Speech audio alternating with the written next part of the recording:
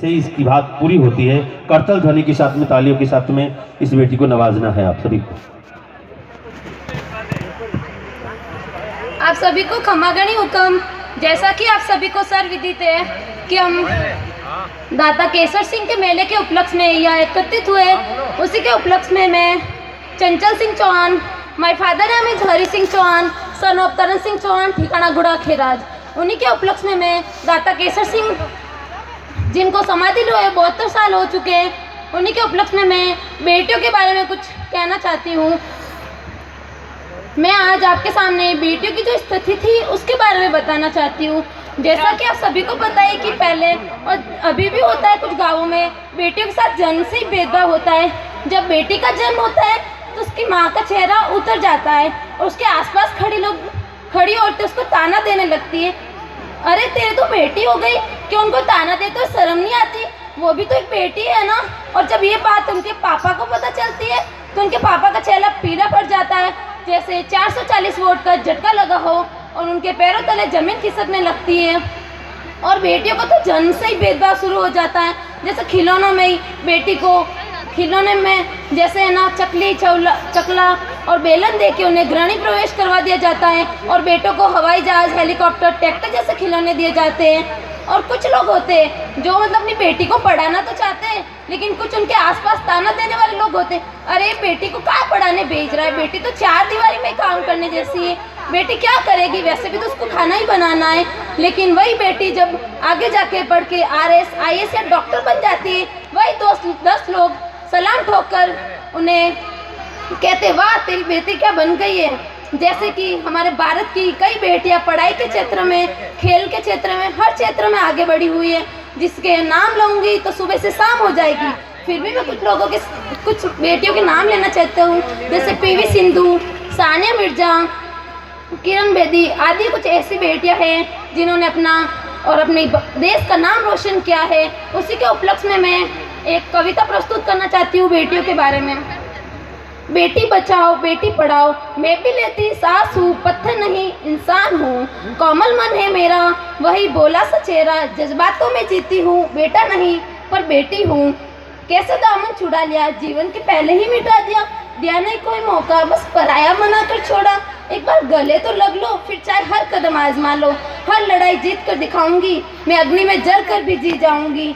चंद लोगों की सुन ली, तुमने मेरी पुकार न सुनी, मैं बोझ नहीं भविष्य हूँ, बेटा नहीं मगर बेटी हूँ। और कुछ लोग कहते हैं कि बेटी नहीं होनी चाहिए, बेटी होगी क्या करेगी, कहाँ अपना वंश बढ़ेगा, क्या होगा। लेकिन जब उन्हें जरूरत पड़ती है तो वही लोग बेटियों के पास जाके प्रार्थना करते हैं कि हमारी जो इच्छा है वो पूरी होना। जैसे why not a girl, people for a pray for boy not a girl. लोग कहते हैं कि हमें बेटी नहीं होनी चाहिए और भगवान के सामने जाके प्रार्थना करते हैं कि प्लीज़ भगवान हमें बेटा होना, बेटी नहीं। When in need of education people go to goddess Saraswati. लेकिन जब उन्हें शिक्षा की जरूरत पड़ती है तो वो माँ सरस्वती के पास जाते हैं। क्या माँ सरस्वती एक बेटी नहीं है? और when in need to money people go to goddess Lakshmi. जब उन्हें पैसों की जरूरत पड़ती है तो माँ लक्ष्मी माता के पास जाते हैं। When in need to courage people go to goddess Durga. जब उन्हें पावर शक्ति की जरूरत पड़ती है तो वो माँ दुर्गा के पास जाते हैं। So why don't they want to girl in family?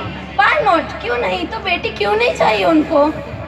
So please humble request है हर पेरेंट्स से कि प्लीज़ अपनी बेटी को पढ़ाओ और एक अच्छी शिक्षा प्राप्त कर उन्हें अपनी देश व समाज का नाम रोशन करने दो। और इसी प्रकार मैं कुछ पेरेंट्स कुछ बच्चों से भी रिक्वेस्ट करना चाहती हूँ कि वो भी अपनी पेरेंट्स का अनादर नहीं करें, उन्हें किस तरह उनकी सेवा करें। तो उन्हीं के उपलक्ष्य में मैं एक पोएम प्रस्तुत करना चाहती हूँ। माँ की ममता और पिता की समता का अंदाजा लगाना भी संभव नहीं है। माँ की ममता और पिता की समता का अंदाजा लगाना भी संभव नहीं है। एक पुत्र ने 2 खूबसूरत पंक्तियाँ लिखी है। एक पुत्र ने 2 खूबसूरत पंक्तियाँ लिखी। पिता की मौजूदगी सूरज की तरह होती है। सूरज गर्म जरूर होता है, अगर ना हो तो अंधेरा छा जाता है।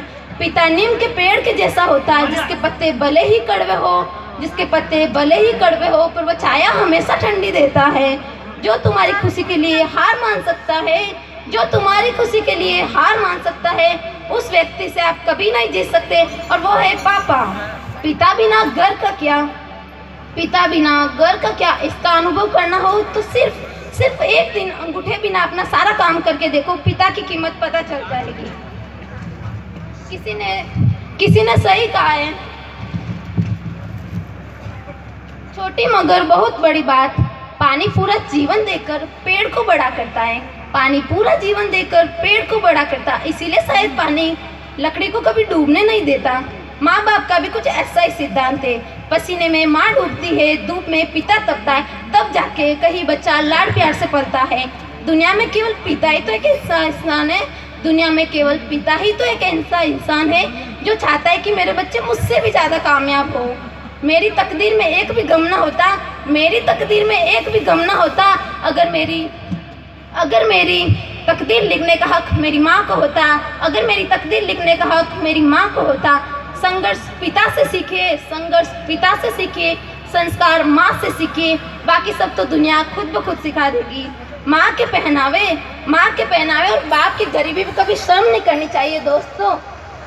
मत करना नज़रअंदाज माँ बाप की तकलीफ़ों को, मत करना नज़रअंदाज माँ बाप की तकलीफ़ों को। ये प्यारे जब वे बिछड़ जाते तो रेशम के तकिए पर भी नींद नहीं आती।